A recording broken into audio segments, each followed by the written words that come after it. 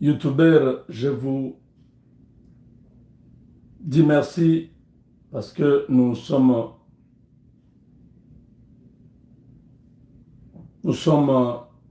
tristes, en même temps contents d'avoir perdu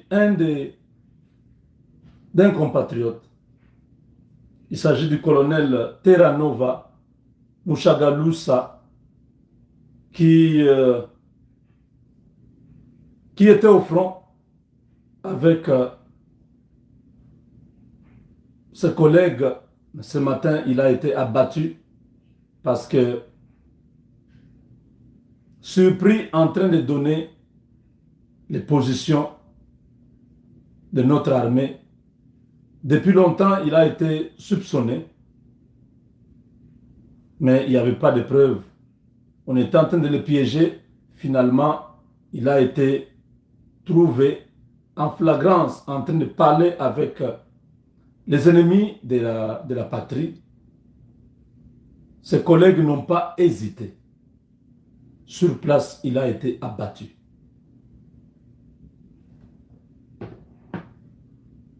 Le salaire d'un traître, voilà, il est là.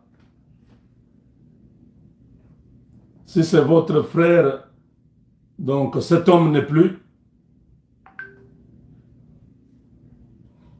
Si vous le connaissiez, ce monsieur n'est plus. Il a été aujourd'hui au front, abattu par ses camarades qui lui ont reproché de collaboration, preuve à l'appui, pendant que la République se bat pour protéger la souveraineté.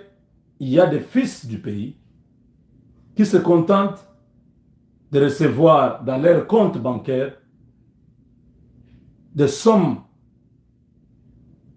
colossales en échange des informations, en échange de l'humiliation du pays. Il se dit que c'est lui qui sera bien, sa famille sera bien, il va recevoir l'argent, mais si 50, 100 personnes mourraient, ce n'est pas son problème. Le Dieu en qui nous croyons va continuer à mettre à nu tous ces gens. En temps de guerre, c'est ça. Le sort qu'on réserve aux traîtres. Pendant que tout le monde a un seul objectif, vaincre l'ennemi. Il y a des gens, il est tout le temps à côté. Vous ne savez pas, il parle avec qui. Il a un comportement étrange. Quand vous gagnez la bataille, il n'est pas content.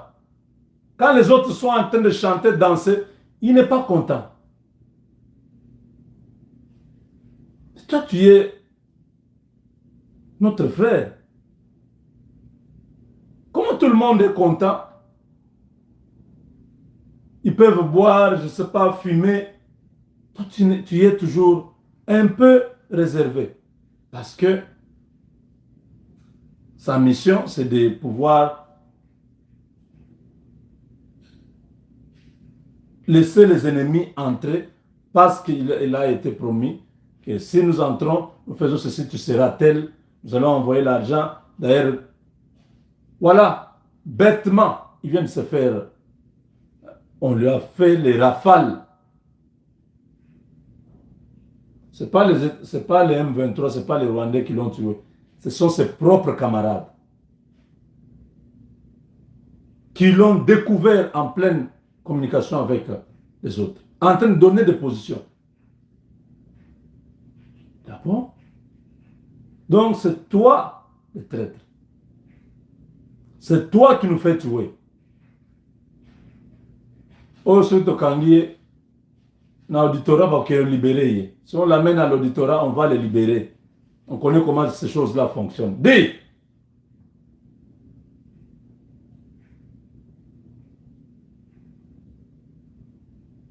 Longola et Pema. Les petits soldats là, ils sont très méchants.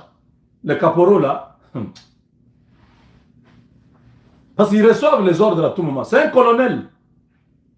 Colonel full.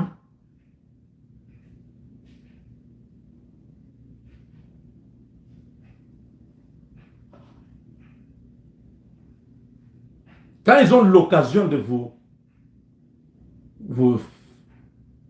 de se venger, vous allez les regretter. Donc, à tous les FARDC, un seul esprit, la patrie ou la mort. Protéger la patrie. Protéger la population congolaise.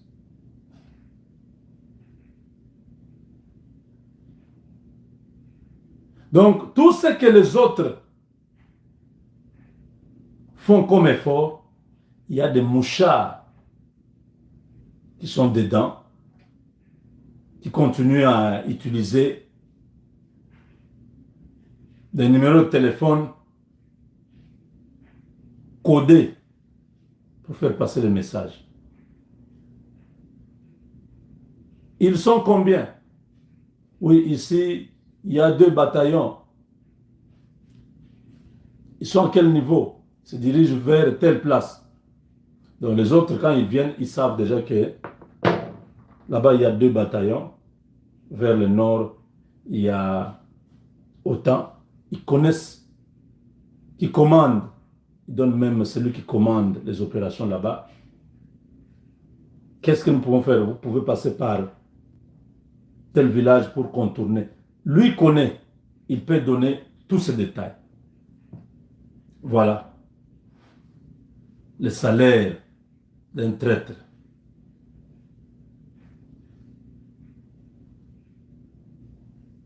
La frontière rwandaise fermée sur ordre du gouverneur militaire. Parce qu'on ne peut pas jouer au jeu de cache-cache tout le temps. Où on présente toujours le Rwanda, et on présente toujours le M23, pendant que c'est l'armée rwandaise. Kagame avait dit ceci, que lui ne demande pas l'autorisation pour entrer dans un pays. Vous allez l'écouter. Il y a quelqu'un qui nous a aidé à translater ça. Translate, c'est-à-dire à traduire.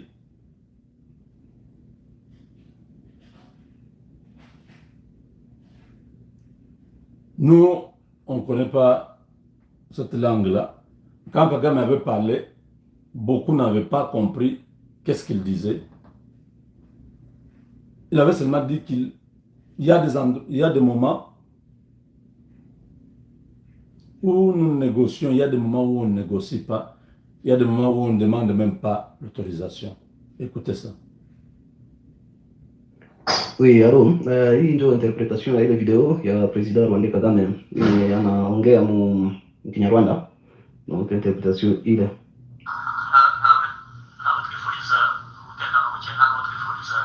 Naho twifuriza umutekano muke nano twifuriza donc atuespere conversation namo si négociation yoyote kidogo vraiment atuespere. Nous espérons pas la négociation.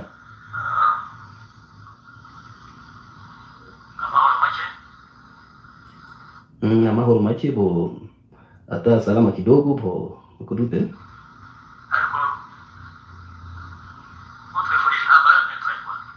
Ariko iyo twifuriza intambara nayo turayirwana, lakini kama tuna espérez kuvita alors nayo tutapigana vita. Si vous espérez la guerre, on va se battre. Na kibazo rwose, donc hakuna problème, kama ni vita vraiment hakuna problème yote tutapigana. Si c'est la guerre, on va se battre. Tufite abanyamwuga babyo bariko donc tuko na benye batapigana vita we banapasha. Nous avons des militaires qui doivent se battre. babikora uko bikwiye donc batabivayifaye bitu nabo abantu nabo n'abandi n'ahandi donc batu kama ni basoda effectif nayo biko Même les effectifs, on en a. cyane cyane ndetse twebwe two turi akabuga gato donc anasema sana sana kindi si tuko ka pays kadogo. Comme nous sommes un petit pays,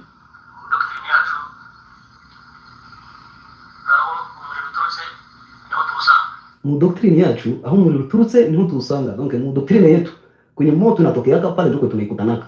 dans notre doctrine, là où le feu vient, c'est là où nous allons nous battre. tumugera hano kuko turi agahugu gato hatutapenda hatutaruhusu ifike huko kwetu sababu si tuko ka pays kadogo. Nous n'allons pas accepter que la guerre arrive chez nous parce que nous sommes un petit pays. turi agahugu gato nta mwanya dufite hano wo kurwaniramo donc tuko ka pays kadogo hatuna nafasi hapa kwetu ya Nous sommes un kugombania. petit pays, nous n'avons pas de la place où on va faire la guerre. tuzarwanira aho intambara yaturutse bo bafite umwanya wo kurwaniramo donc tutagombania kule kwenye fuyo ilitoka sababu wao ndio wenye wako nafasi ya Nous kugombania. allons nous battre là où les désordres viennent parce que eux, ils ont beaucoup de place. C'est comme ça que ça marche. Kibazo tuhanzemo amaso ni kibazo cyo muri Kongo donc problème si tunaangalia donc objectif wanatupia macho ni problème ya Kongo. Nous regardons au Congo. Ubwo navuze ko hari butinde kuri Kongo donc ile nilikuwa nasema ginchi problème ziko kule mu Kongo. Le problème est au Congo.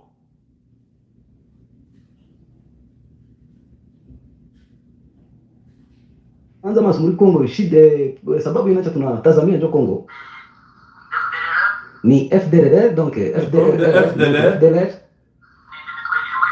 ni indi mitwe iri muri Kongo donc na zingine makichwa ziko kule mu Kongo zenye ziteza changana na ADF kubera ADF donc zile matrupe ziko na sawa connexion. FDLR et ADF, ils sont ensemble. Ibyo tubihanga maso ariko tuzabikema ko tutakemura donc bino ndio tunatamazia macho na tutabifaa gingi naomba tukubifaa. Nous allons faire tel qu'ils veulent. Kuko kwenye tunashindikana kusilikana kwenye wanatusikia. Il y a là où on s'entend. Négocier quand tunaomba.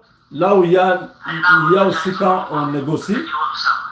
naho naharana hanu haho birenze umurongo tutashobora ko tusabona kwenye vinavukisha mstari vraiment tunashindwa ginji. Et là où quand ça déborde la ligne, on ne négocie pas. Donc tuta résoudre le problème ginji naomba va résoudre. On va résoudre le problème tel que on doit résoudre ça.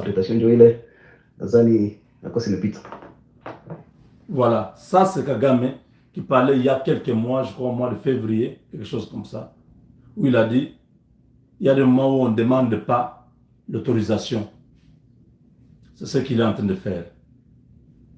Tout hier, la nuit, on a signalé beaucoup de militaires rwandais. Et là, on parle de Kibumba qui s'est vidé de la population. Les combats sont très violents. Toute la partie frontalière avec la RDC est en proie aux affrontements avec les FARDC. La fermeture de la frontière ne doit pas être seulement maintenant, ça doit être définitive. On ferme cette frontière, on n'a plus de relations avec ces pays-là. Si la population de Goma vivait à cause du Rwanda, ils doivent trouver un autre moyen de survivre. Ils doivent apprendre à dépendre d'eux-mêmes. Donc, mes chers amis, ce n'est pas de la blague. C'est la guerre qui a commencé. Ça a toujours commencé comme ça. Comme si ce n'est pas la... Je vous dis que c'est la guerre qui a commencé. Ces gens ont vu que tu sais qu'il va avoir le deuxième mandat. Il faut créer cette guerre pour empêcher même les élections. Pousser ce qu'il y a à la sortie. Le retrait de l'Ouganda n'est pas trop clair, je vous ai dit. C'est pas normal. Quand ils annoncent le retrait, ils signent des accords entre eux. Donc vous verrez du Rwanda, même l'armée ougandaise, sans qu'on vous dise que c'est l'armée ougandaise, ils vont porter les tenues de l'armée rwandaise. Les deux vont nous affronter. Donc nous devons être préparés. Le président Tshisekedi doit prendre des mesures sévères. Depuis l'Ituri jusqu'au sud Kivu. Toute la frontière avec l'Ouganda et le Rwanda, on doit fermer. C'est la guerre. Il doit déjà planifier des pays frères, des pays amis qui peuvent envoyer leurs armées chez nous pour que nous puissions mettre fin une fois pour toutes. L'Est du Congo ne peut pas éternellement rester dans la guerre. Il faut que le président prenne une décision. Ces pays-là qui vont envoyer leurs militaires chez nous, c'est des accords. Après la guerre, il faut les payer, il faut dédommager les familles de ceux qui vont mourir, il faut payer le prix de la guerre. Les armes, les munitions, les équipements, tout ce qu'ils vont amener.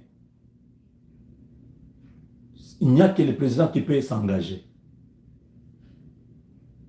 Ne laissons pas qu'on dise que Goma est tombé, Bukavu est tombé, que la guerre là devienne comme la guerre d'Afdel. C'est ce que ces gens trouvent. L'unique option que Kagame a aujourd'hui, c'est la guerre.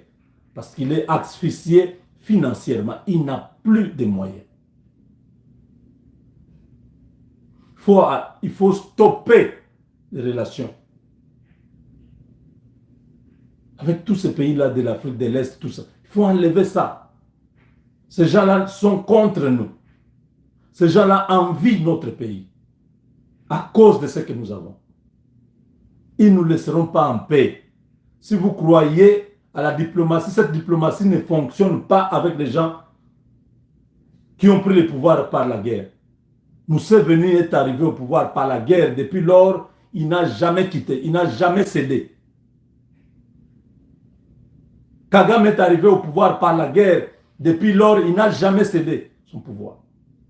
Comment vous pensez que ces deux-là peuvent être traités comme des diplomates? Le langage qu'ils connaissent, c'est le langage de la guerre.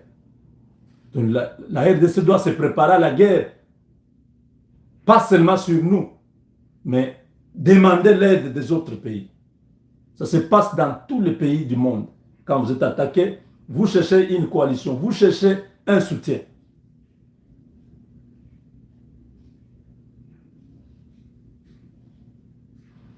C'est inacceptable cette situation.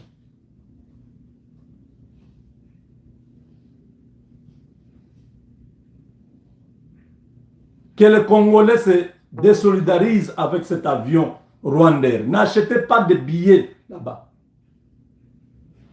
En attendant qu'on puisse prendre des mesures. On ne peut pas continuer à enrichir le Rwanda. Vous utilisez ces avions. Et lui vous fait la guerre. C'est quelle politique ça? Même si Tozaba Zoba ne peut pas continuer à être jusqu'à ce point. Prenez de bonnes décisions pour protéger la population, protéger les pays contre l'agression extérieure.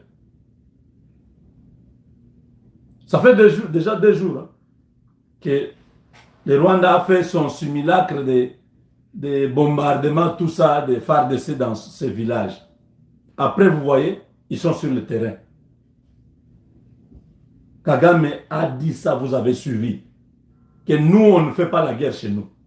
Nous, on va. Là où la guerre vient, c'est là où nous allons. Parce que notre pays est trop petit. On ne peut pas se battre sur notre sol. Parce qu'il sait que si l'armée congolaise entre au Rwanda, c'est dans quelques heures Kigali tombe. C'est moins de 200 km. La capitale va tomber. C'est comme ça qu'eux prennent des précautions pour attaquer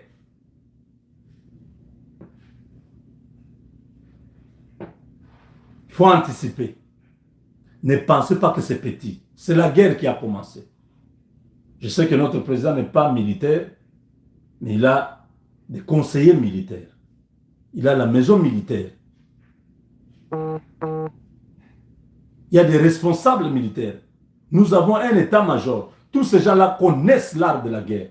Ils savent que nous sommes entrés dans la phase de l'affrontement. On ne va pas continuer à être à la défensive en train de perdre des hommes, de perdre des munitions, de perdre les matériels, perdre même la population. Non, il faut aller à l'offensive, il faut se battre. Si l'armée congolaise est une armée, il faut se battre. C'est-à-dire qu'il ne faut pas seulement attendre que l'ennemi attaque. Oh, vers 4 heures, ils sont venus nous attaquer. Non, il faut les attaquer aussi. Le langage va changer. Ceux qui viennent attaquer là, quand ils vous attaquent, vous les attaquez, vous allez jusque là où ils seront, là où vous voyez vraiment que vous avez fini avec eux. Oui. Vous ne limitez pas à la frontière, vous rentrez, vous dites, bon, on a... Non, non, non, non. Maintenant, là, la première phase est passée. Ça, c'est la phase de l'affrontement. Ils sont venus, ils sont là. La population a dit, dans plusieurs villages, on voit des militaires rwandais.